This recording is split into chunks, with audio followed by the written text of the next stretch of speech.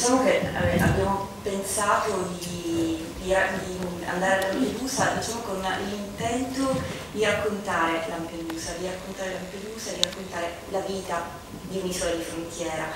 Ovviamente eravamo incuriosite da questo perché comunque Lampedusa è sempre stata sotto i riflettori, ovviamente per il problema della gestione della migrazione, perché poi il problema è stato tutto lì, della gestione del flusso migratorio. E quindi siamo andate lì cercando di capire come poter raccontare un'isola.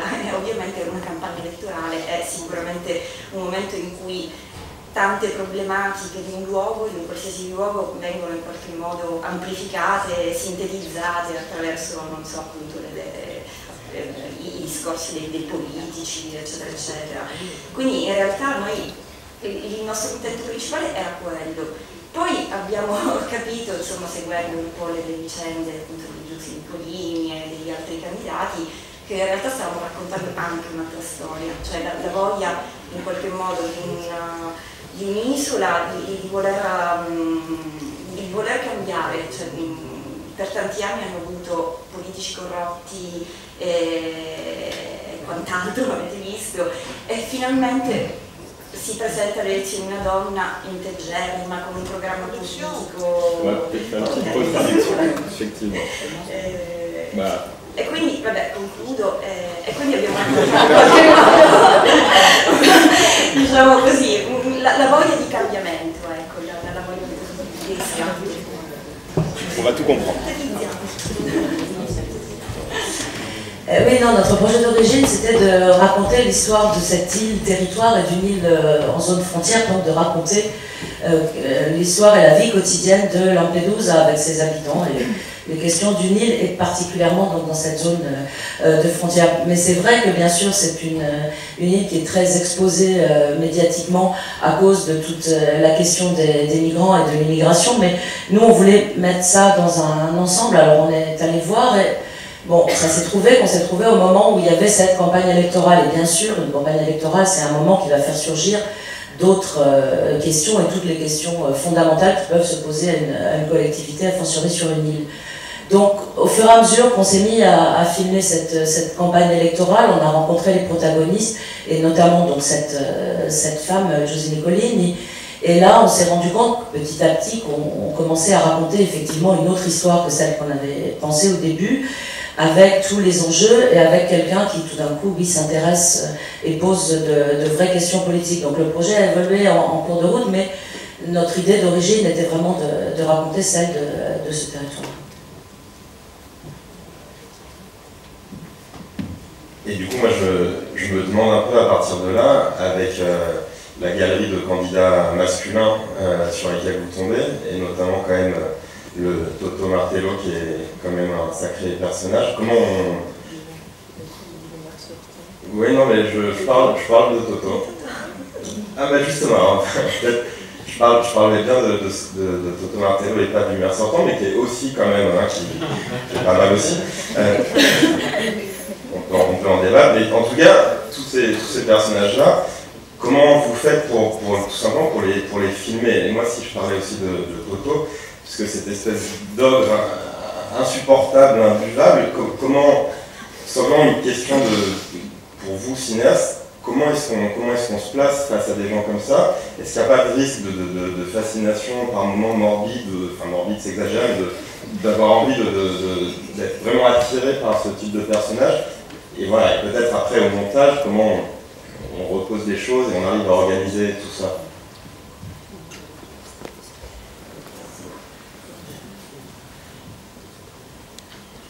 Oui, donc en fait, bon, au départ c'était assez difficile parce que bon, déjà c'était un peu méfiant, donc c'était pas facile de gagner un peu leur confiance.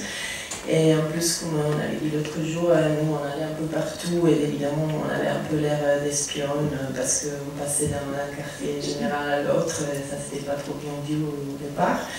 Et pour le personnage méchant, on va dire, oui, certainement il y a une sorte de fascination parce que c'était vraiment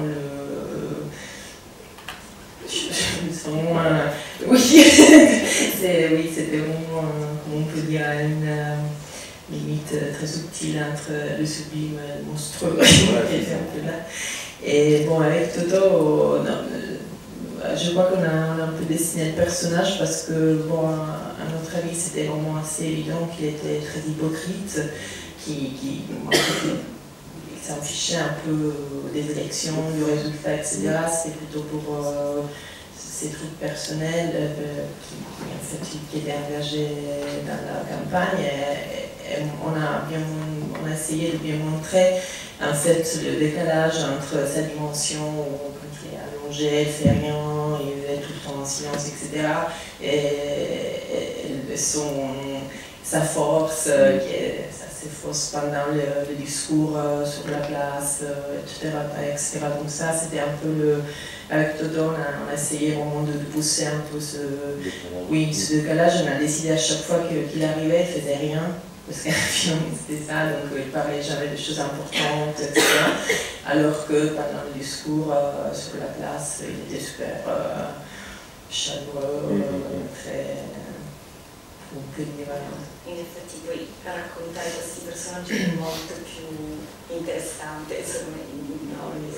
Io amavo tanto andare al quartier generale sia di Dino che di Totò, erano momenti in cui in realtà c'era un'umanità talmente appunto mostruosa che era assolutamente interessante, molto più interessante da raccontare.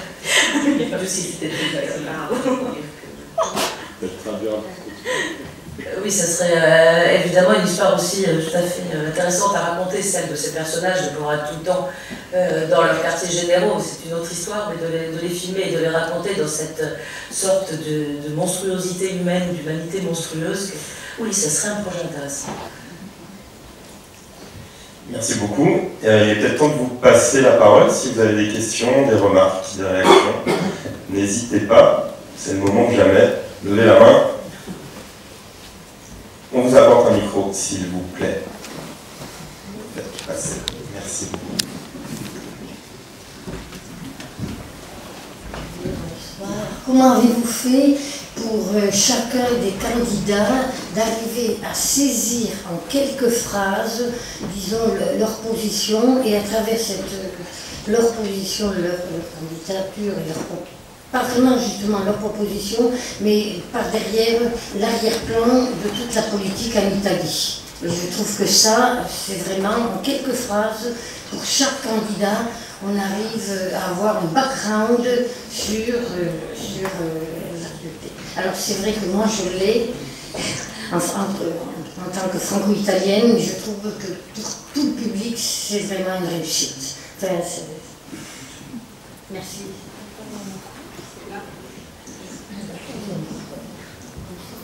Qui veut répondre? Qui répond?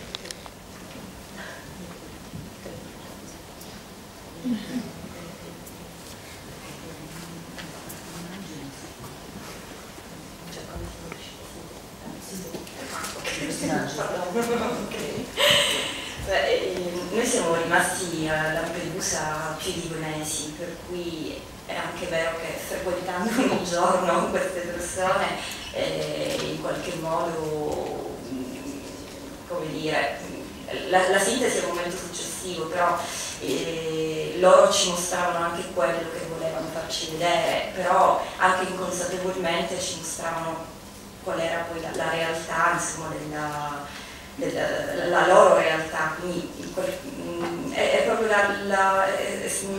come dire, in 2 mesi di frequentazione era inevitabile, ecco, trovare delle situazioni che fossero una sintesi perfetta della loro realtà. En fait, on est resté 2 mois nous, à Lampedusa, donc on a pu les voir évoluer. Bon, la manière dont on en fait une synthèse, c'est l'étape suivante dans le travail du film, mais ils se montrent comme ça dans leur propre réalité, aussi monstrueuse soit-elle. Donc, à force de les voir pendant 2 mois, les choses étaient évidentes et leur réalité était bien celle-là. Ensuite, que ça se synthétise dans le film. Il y a aussi une autre difficulté, un autre écueil qu'il fallait éviter en dehors de ces personnages-là dont on vient de parler. c'est beaucoup d'abord en hors-champ, la question de l'immigration, enfin, c'est-à-dire la réalité de l'immigration, enfin en tout cas de ces réfugiés. Comment vous décidez, alors il y a la toute fin du film, le générique, qui est extrêmement puissant, mais il y a aussi donc au cœur du film, vous décidez à un moment quand même d'aller filmer ça, et puis de nous le montrer. C'était pas évident à intégrer à votre projet de film, pour les raisons qu'on sait bien, c'est des questions qu'on voit traitées partout de plein de façons spectaculaires, médiatiques ou autres, mais voilà, vous avez quand même intégré ça dans cette séquence dans votre film. Comment ça s'est passé, le choix d'abord d'aller tourner cette séquence-là et de décider de l'intégrer au film? C'est une très bonne question parce qu'on s'est posé beaucoup de questions sur ça. Et en fait, finalement, on a décidé de le faire parce que, bon, évidemment, le sujet est toujours en arrière-plan. Et c'était un peu le parti pris du film, en fait, d'être dans Lampedusa même, avoir vraiment le point de vue des habitants, même par rapport à ça. C'est-à-dire que, normalement, c'est un équilibre un peu délicat parce que, pour les habitants, bon, évidemment, on parle de 2011 quand il y a eu l'invasion, il y avait 5000 personnes qui sont débarquées, qui sont restées quelques mois. Et donc c'était vraiment assez compliqué, c'est un peu... Ça aussi le déclic du film parce que c'était les premières élections après ça et donc ils avaient vraiment besoin de changer, d'avoir quelqu'un qui pouvait être fiable, etc. Et un autre ami, c'est pour ça aussi que Lucie a gagné parce que c'était la seule qui pouvait gérer un peu mieux un dialogue avec le gouvernement national, l'Europe, etc. Mais normalement, quand on est à Lampedusa, on a l'impression que c'est un peu un truc à part. Même parce que quand on lit les journaux, c'est toujours des débarquements, etc. Mais quand tu es là, des fois, tu vois rien, c'est caché, le centre est au milieu de la campagne, on le voit au bout d'un moment, le centre brûlé, et ça reste un peu... C'est bizarre parce que on sait qu'ils sont là, mais tout le monde en parle, tout le monde en parle, mais on ne le voit pas. Bon. Donc, on a essayé même sur ça, en fait, vraiment de garder le point de vue des habitants. Donc, la scène avec les réfugiés, c'était vraiment dans la rue, c'était là, c'est un truc qui peut arriver si tu marches, si tu es en voiture, tu les rencontres. Donc, c'était vraiment ça, le parti pris, même par rapport à ça, surtout par rapport à ça, d'avoir vraiment le point de vue des habitants. Même le débarquement de nuit, on est un peu loin, et donc c'est vraiment... C'était le choix d'essayer de montrer un peu oui, c'est ça, finalement, cet équilibre délicat entre cette présence et absence. Donc je ne sais pas si c'est riuscito o pas, mais... Ma anche un po' il discorso di volerlo trattare proprio come un qualcosa che è in quell'isola, cioè anche come se fosse connaturato con l'isola, un po' col quotidiano, con una realtà che esiste lì da sempre, cioè, come dice Giuseppe Nicolini, Lampedusa sta lì da sempre al centro del Mediterraneo e quindi non abbiamo voluto creare dei momenti eclatanti, ma bensì integrarli in quello che è proprio il flusso quotidiano. E anche la scena in campagna con Dino era anche funzionale al racconto del nostro personaggio, quindi anche un po' questo tipo di ragionamento. Et puis on voulait surtout le montrer comme quelque chose qui fait partie à part entière de l'histoire de cette île, comme José Nicolini le rappelle, que ça a toujours été une île de passage, de transition et donc de migration. On ne voulait surtout pas avoir une séquence particulièrement prégnante ou éclatante sur ce sujet-là. Et finalement, la scène avec Dino tombe bien parce que nous, ça va aussi avec notre récit pour montrer comment fonctionne ce personnage et son attitude. Mais on voulait vraiment le montrer comme une qualité intrinsèque à l'île de Lampedusa elle-même.